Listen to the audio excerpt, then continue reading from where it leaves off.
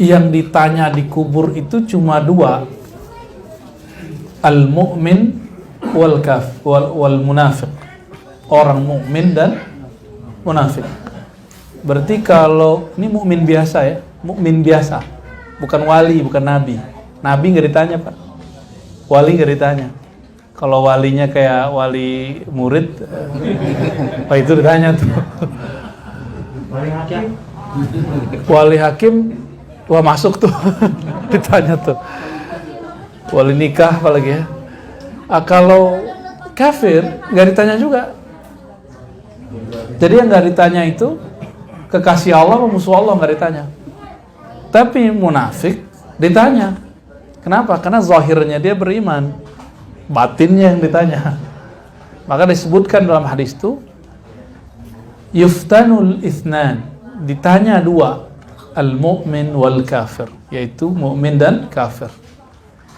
Orang mukmin berapa hari ditanya? Fi sab'i ayyam, dalam 7 hari.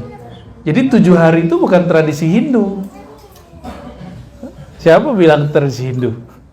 Ini kan banyak orang gak ngerti beragama, terus mencocok-cocok logi. Emang ada Pak orang Hindu 7 harian baca Yasin? Kalau ya saya ganti agama Pak langsung.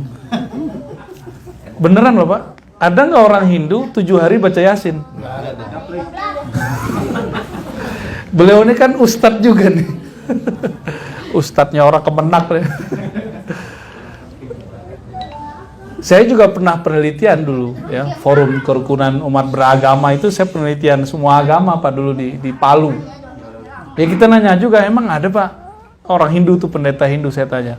Emang ada di agama kalian 7 hari baca Yasin? Ketawa dia. Sama kayak Bapak tadi ketawa.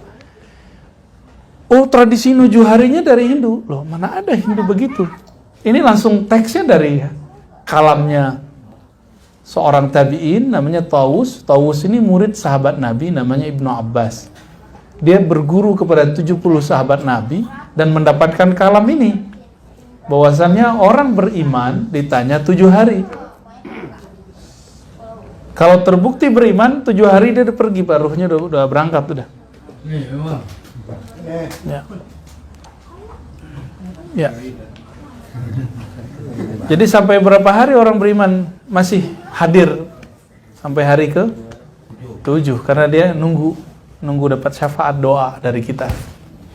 Tapi kalau dia pernah ngomong bohong, janji ingkar, dikasih amanah khianat, kalau tengkar dendam kesumat. Ini katanya mau ada pemilihan baru kan Pak? Jangan tengkar ya. Ya.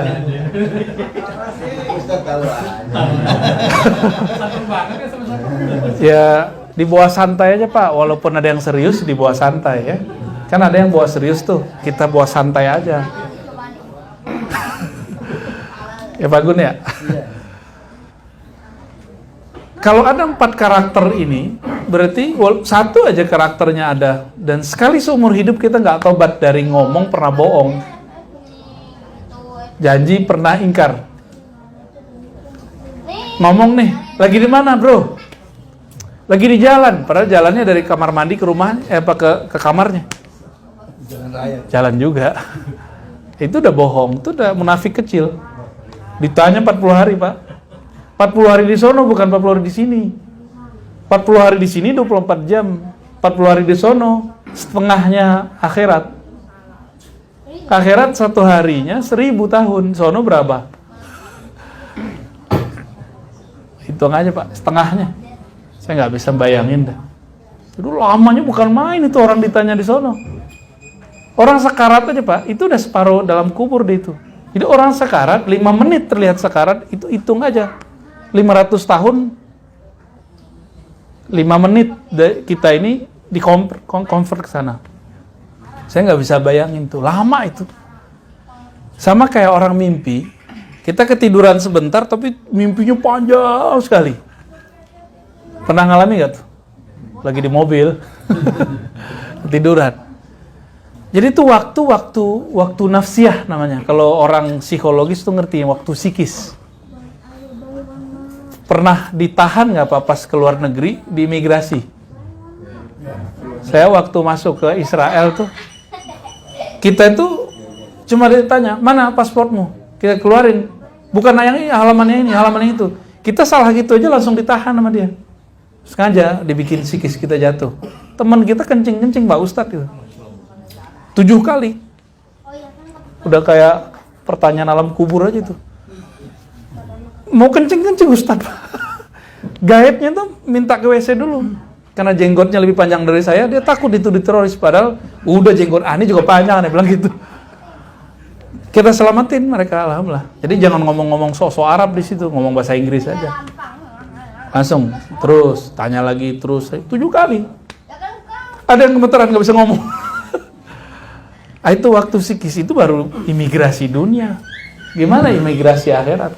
Yang nanya malaikat mungkar nakir. Pertanyaannya sederhana, tapi itu nggak bisa dihafalin. Apa pertanyaannya? Man rabbuka. Nggak ditanya udah khatam berapa kali ayat. Nggak ditanya Bapak tahajud berapa kali. Yang ditanya itu, Rob kamu siapa? Apa arti Rob? Yang mencipta kamu, yang mengurus kamu, yang ngasih makan kamu. Kan Rob artinya. Jadi Rob di situ, kita selama ini makan, membayangkan bahwa yang mengenyangkan itu nasi, yang menyegarkan air, udah susah jawabnya. Apalagi Bapak menyekutukan Allah dengan bos. Saya dapat rezeki karena saya ada bos. Oh udah. Apalagi kemudian menghina-hinakan diri depan atasan, udah lewat udah. Gak bisa, orang-orang begini gak bisa jawab. Man rabbuka, yang muncul wajah bosnya.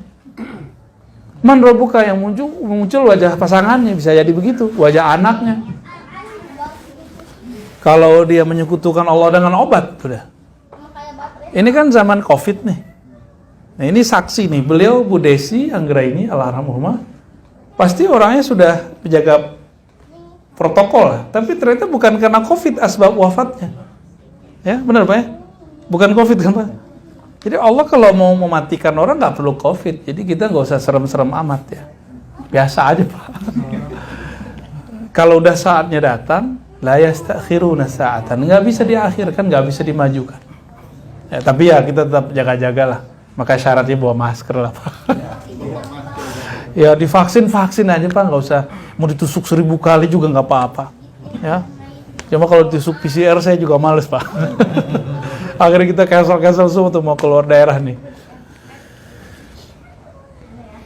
Jadi orang di alam kubur itu ditanya 7 hari kalau dia mukmin. Mukminnya orang soleh nih. Kalau ada kemunafikan walaupun sedikit ditanya 40 hari. Bapak hitung aja tuh. Ya. Seharinya itu di sono 500 tahun atau kalau agak cepat dikit 50 tahun lah di sini. Belum nyampe umur Bu Desi. Bu Desi berapa Pak umurnya Pak? 47 tahun, belum nyampe. Jadi kalau dikurangin nolnya 1 ya 50 tahun. Kira-kira segitu tuh satu harinya, 50 tahun sampai 500 tahun. Saya nggak bisa bayangin tuh. Karena 500 tuh waktu ke langit. Nah, kalau masih di alam ini, kira-kira segitu. Lama nggak? Lama. Umur kita sebagian besar kan udah mendekati itu, ada yang belum ya. Ada yang udah lewat, ada yang belum. Itu warning itu Pak. Bukan nakut-nakutin, mau menakutkan. Apa yang ditanya? Nah, ini yang Pak, yang wajib kita ketahui. Yang ditanya tadi man rabbuka. Berarti bekal mau masuk kubur bukan kita punya hafalan banyak. Tapi yang bekal masuk kubur adalah mengenal yang disembah itu. Jadi kajian-kajian Bapak di masjid harus ngarahnya kepada ma'rifatullah. Mengenal Allah, ma'rifatul Rabb. Jangan tengkar-tengkar sunnah bid'ah lagi, nggak level itu. Ya. Hari gini masih tengkar sunnah bid'ah. Yasinan bid'ah, Nabi nggak pernah yasinan. Ya salam. Yasinan itu kan istilah doang. Berkumpul berdoa, mendoakan orang mati kan sunnah, ada hadisnya. Mau dikubur nggak dikubur sama. Kalau di masa Nabi lebih horor dikubur Pak kumpulnya. Kita cuma di rumah, lebih gampang atau lebih mudah, lebih susah? Ya, lebih ringan atau lebih berat? Jadi satu kali ba'da menguburkan seseorang dalam hadis riwayat Imam Abu Daud, hadis yang sahih. Sayyidina Nabi SAW itu ngomong sebelum mereka pergi ya, istaghfiru li akhikum, mohonkanlah maghfirah, ampunan untuk saudara kamu. Kenapa? Was'alulahu tasbit, mintakan ketetapan baginya, fa'inaulan yus'al, karena dia lagi ditanya nih. Dia lagi ditanya gitu. Itulah kubur yang paling enak tuh di zaman itu. Kenapa? Langsung Nabi yang doain. Ya. Karena Nabi sudah nggak ada, kita cari orang yang mewarisi Nabi, yaitu ulama, guru-guru kita.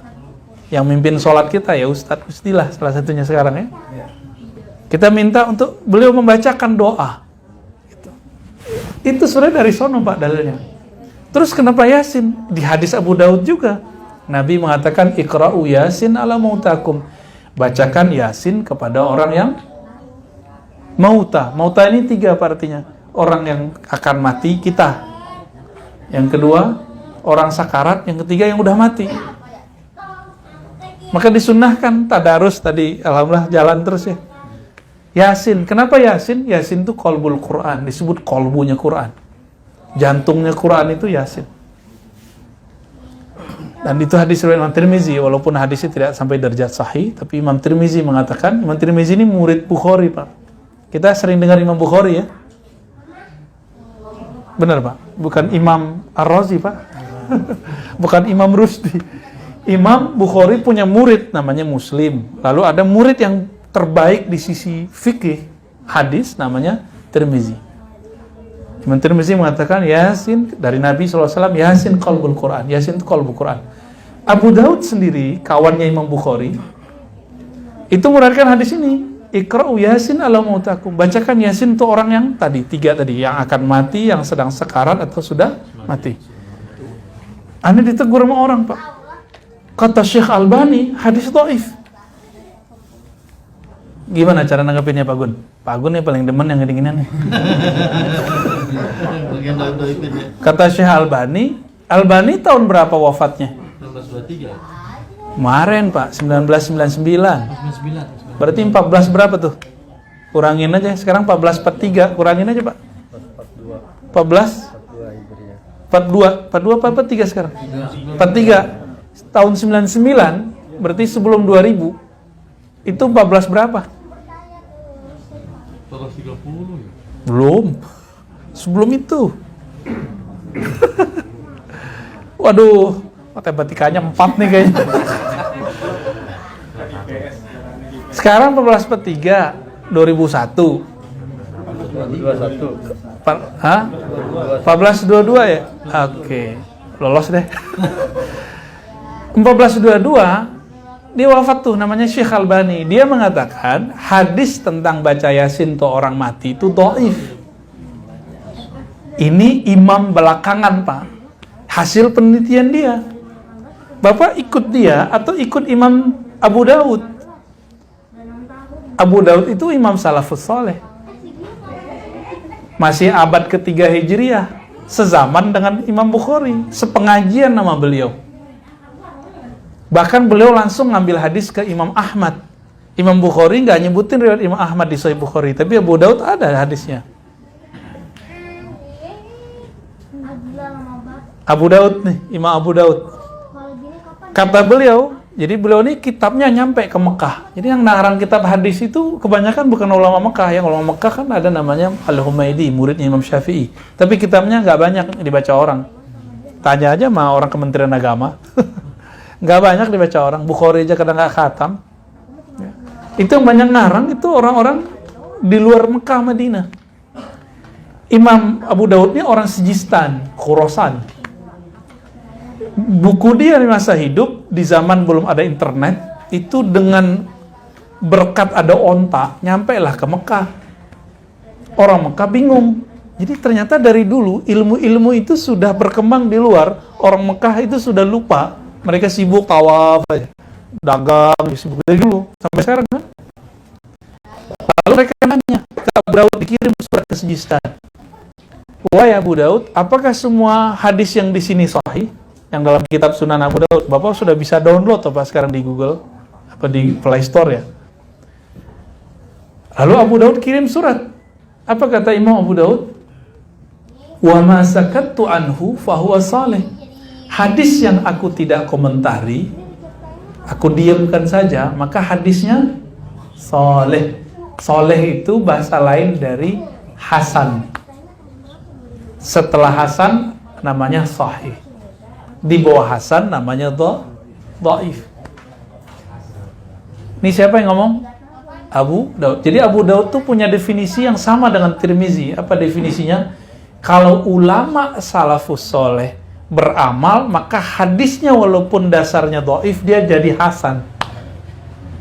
Ya hadis kan sahih, hasan, dhaif kan gitu. Ini hadisnya lemah nih. Anggaplah lemah.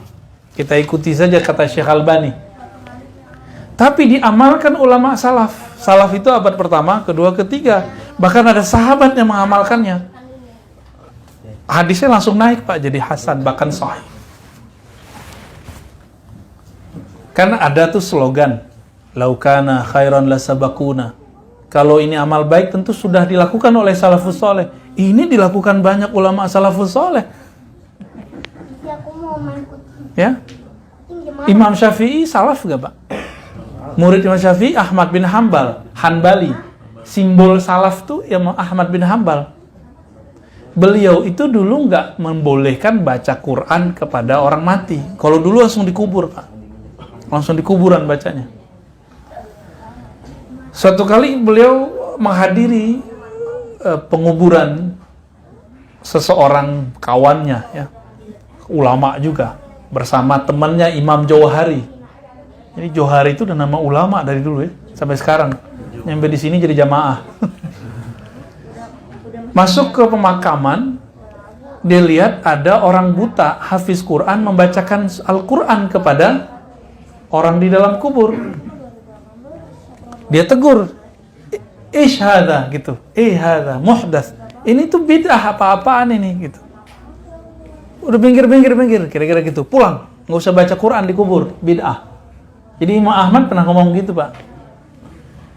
Tapi Imam Jauhari punya pandangan lain. Beliau walaupun begitu nggak mau debat di kubur. Sekarang orang suka debat nggak di kubur?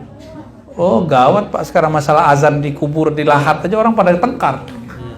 Orang lagi ingat mati dia tengkar. Bahlul nggak tuh? Orang harus ingat mati dia tengkar. Ditunggulah sampai kemudian keluar kuburan. Diajak ngobrol Imam Ahmad bin Hambal, Abu Abdullah. Menurut kamu riwayat fulan bin fulan dari fulan disebutkanlah sampai ke Ibnu Umar. Ini sahih nggak? Apa kata Ahmad bin Hambal? Wah itu sahih. Dibacain. Saya dapat hadis dari Nabi, dari Ibnu Umar dengan jalur Syekh fulan.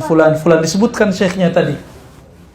Bahwa Ibnu Umar ketika beliau sakaratul maut berpesan, jika aku mati, bacakanlah Fatihah, lalu 5 ayat awal dari Al-Baqarah. Maka masuklah ke buku Yasinan tuh. Jadi Yasinan yang Bapak pegang itu bukan buatan NU Pak, udah ada sebelum NU. Bukan buatan ulama NW kalau di Lombok tuh, bukan ulama Perti, Tarbiyah Islamiyah di Sumatera, bukan. Itu sudah ada dirangkum oleh ulama kita jauh-jauh hari. Kalau dulu di Palembang ada namanya Syekh Abdul Somad Al-Falimbani, kampungnya Bu Desi ya. Kalau di Banjar itu ada Syekh Muhammad Arsyad Al-Banjari, itu ngajarin hal yang sama. Jadi yang kita pakai itu sudah tua tuh umurnya.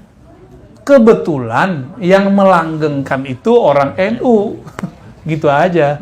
Ya, sanadnya nyambung Pak. Ini Ibnu Umar sahabat Nabi bukan? Apa kata sahabat Nabi Ibnu Umar? Kalau aku mati bacakan Fatihah sama 5 ayat awal Al-Baqarah. Dibaca nggak Ustaz Rusi tadi? Dibaca kan? Fatihah, Alif Lam Mim 5 ayat. Berarti itu sunnah bukan? Sunnah. Jelas sunnahnya. Maka Bapak Saudara makan Allah, walaupun di ranah ini banyak perdebatan, tapi setelah Bapak saya bacakan riwayat ini, masih ragu nggak ngamalin? Masih ragu? Serius? Pamul enggak lah katanya. Murid Abah Huci sih ya. Ngamalin terus malah. Jadi bahkan orang hidup aja dibacain nyampe, Pak. Apalagi orang yang udah mati. Orang mati itu kan udah nggak ada jasadnya. Itu dia langsung ngerasain. Kenapa kita didoain orang nggak terasa? Karena kita sibuk sama urusan fisik. Coba Bapak sesekali berpikir diam, tenang, zikir. Lagi tenang begini, terus ada orang doain kita. Itu kita keinget dia tuh. Jadi kita sebenarnya dengan alam gaib itu dekat sekali. Sangat-sangat dekat ya. Nah, maka Bapak, Saudara, sahabat yang dimuliakan Allah, harapan saya kalau ada sahabat atau saudara kita, keluarga kita meninggal, tetap acara tahlilan walaupun sedikit nggak banyak itu diadakan. Itu seneng banget itu, Pak. Ya. Apa dalil lainnya? Ada dalil ahlu dusur, masih ingat nggak tuh? Ahlu dusur ini orang-orang kaya. Ini diprotes oleh orang-orang yang disebut ahlu sufah, santri sufah. Santri sufah ini puasanya banyak, zikirnya banyak, tapi nggak bisa sedekah. Datang kepada Nabi protes, wahai Rasulullah, itu orang kaya bisa sholat kayak kami, bisa puasa kayak kami, tapi kami nggak bisa kayak mereka. Apa itu? Mereka sedekah dengan kelebihan harta, kami nggak bisa. Ini Abu Hurairah yang cerita. Lalu Nabi mengatakan, bukankah setiap tasbihmu sedekah? Hadis Bukhari Muslim itu. Bukankah takbirmu sedekah? Berarti bisa nggak kirim la ilaha illallah subhanallah ke orang meninggal? Bisa, karena dia sedekah. Sedekah pasti nyampe, Pak, walaupun bukan keluarga kita. Pasti nyampe, dalilnya banyak. Dalilnya lebih dari 30 dalil. Mau dibacain sampai besok pagi nggak selesai, Pak. Jadi kita baca subhanallah bihamdi, tadi ada Ustaz ya, subhanallah bihamdi, subhanallah, itu nyampe, karena itu sedekah. Nggak usah gitu, Bapak ini nggak percaya, ya sudah, qaulun ma'rufun sedekah, kata-kata yang baik juga sedekah kok. Kalau nggak sepakat, diem aja lah, ya, ngomong yang baik, ikut berduka, kami doakan semoga, blablabla, itu udah sedekah itu. Kalau nggak mau baca ya, senyum sedekah. Tapi senyumin orang meninggal nggak bisa, Pak. Maka Bapak ini bisa ngirim Fatihah ke orang meninggal, orang tua. Baca subhanallah, alhamdulillah, Allahu akbar setiap hari, kirim kepada orang wafat, nyampe. Kalau nggak percaya mati aja dulu, Pak. Kalau saya ngerasain pas hidup, soalnya sering ngerasain itu, karena kita jamaah kita sering baca Fatihah dan kita merasakan itu. Sering terasa sama kita. Dulu ada jamaah stroke pas zikir-zikir zaman-zaman dulu, zaman-zaman rame Ustadz Arifin, ya, udah nggak bangun-bangun dari ini, koma udah hampir sebulan. Kedengeran sama panitia minta. Waktu itu saya ngisi kajian hadis di Pamulang sana, jadi ada kajian zikir akbar. Tolong dong Ustadz Arifin, Ustadz Razi untuk mengunjungi orang tua kami yang sudah koma sekian hari, udah hampir sebulan. Masuklah kami ke situ. Ternyata Ustadz Arifin bacanya apa? Al-Fatihah. Loh, kita ngikut aja, Pak. Waktu itu saya masih S2 ya, belum selesai. Kita bacalah Fatihah. Kita niatkan sampai kepada yang sedang koma ini. Bangun langsung sadar dia. Langsung sadar dia, senyum-senyum, Pak. Itu kelihatan tuh. Makanya kiai-kiai dulu sering dimintain air sama orang kan, dibacain doa. Itu nyampe Pak langsung. Kesimpan langsung dia. Jadi tidak ada di alam semesta ini kecuali dia menyimpan memori apa yang kita katakan. Itu sebabnya tanah Madinah itu, kalau versi orang belajar tentang ma'rifatun Nabi, itu lebih afdol dari Mekah. Kalau versi orang belajar ma'rifatun Nabi. Tapi kalau belajar ma'rifatullah, Mekah lebih mulia daripada. Jadi ini beda bab aja, ya, beda bab. Karena tempat yang paling lama Nabi ibadah secara sempurna itu Madinah. Namun yang lebih tua adalah Maka Nabi ngomong gini, ya Allah, Mekah itu telah dimintakan kemuliaannya, haram itu artinya mulia, kemuliaannya oleh Nabi Ibrahim. Maka aku memintakan kemuliaan Madinah di hadapanmu. Kira-kira Pak, lebih mulia Nabi Ibrahim atau Nabi Muhammad? Berdasarkan itu lebih mulia Mekah apa Madinah? Jadi dari kacamata kenabian lebih mulia Madinah, tapi dari kacamata sejarah tentang tauhid lebih mulia Mekah. Jadi walaupun ada hadis sholat di Mekah 100.000, bagi saya sholat di Madinah lebih dari situ. Yang Raudhah itu Pak. Ya. Nah, berdasarkan ini, nah kita kan juga sholawat, bener gak? Jadi tadi doa-doa itu gantung semua. Sampai tadi Ustadz baca sholawat tuh langsung naik ke atas itu Pak. Gak nyadar kan? Pada ngelamun ya, pengen cepat selesai. Itu sholawat mahar naik ke atas. Jadi doa kita gak akan pernah diangkat kalau gak pernah sholawat. Jadi jangan pelit sholawat. Allah itu ciptakan jin dan manusia untuk menyembahnya, ya enggak? Yang paling sempurna menyembah dia siapa? Nabi Muhammad. Maka jika tidak berselawat kepada yang paling sempurna menyembahnya, ibadah kita nggak akan tembus, tidak akan diterima kepadanya.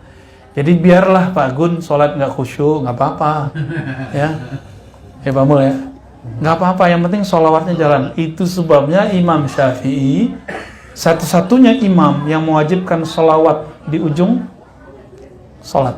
Imam Ahmad ngikut, tapi dulunya bilang sunnah, karena beliau dulu kan aslinya Hanafi. Imam Ahmad bin Hambal itu Hanbali, itu aslinya Hanafi.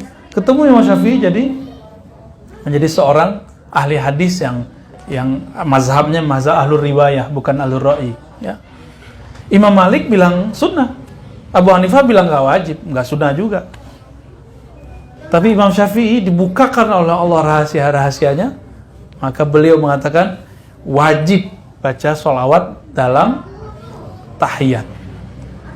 Kenapa? Sholat itu doa, doa tidak diangkat kecuali bersolawat.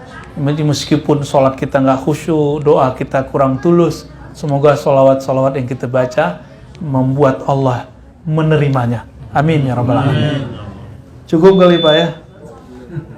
Ini aneh kayak nyiramin garam ke laut. Kiai di samping aneh.